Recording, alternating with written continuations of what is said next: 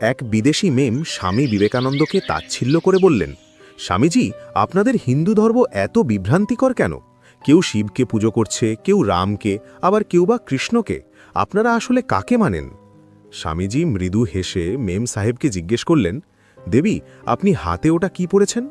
ভদ্রমহিলা বললেন, কেন, এটা সোনার চুড়ি। স্বামীজি আবার গলার দিকে ইশারা করে বললেন, আর ওটা? উনি বললেন, এটা আমার খুব পছন্দের সোনার হার। তখন স্বামীজি বললেন, আচ্ছা, আমি যদি এই সব গয়নাকে আগুনের তাপে গলিয়ে ফেলি, তাহলে শেষমেশ কি পড়ে থাকবে? ভদ্রমহিলা উত্তর দিলেন, আরে, তখন তো শুধুই সোনা পড়ে থাকবে।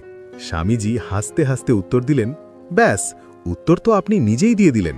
যেমন সোনা একটাই, কিন্তু তার আকার আর নাম আলাদা, ঠিক তেমনি পরমাত্মা বা ঈশ্বরও একজনই। আমরা ভক্তরা তাকে কেবল আলাদা আলাদা রূপে আর আলাদা নামে ডাকি মাত্র। ঈশ্বর কিন্তু এক এবং অদ্বিতীয়।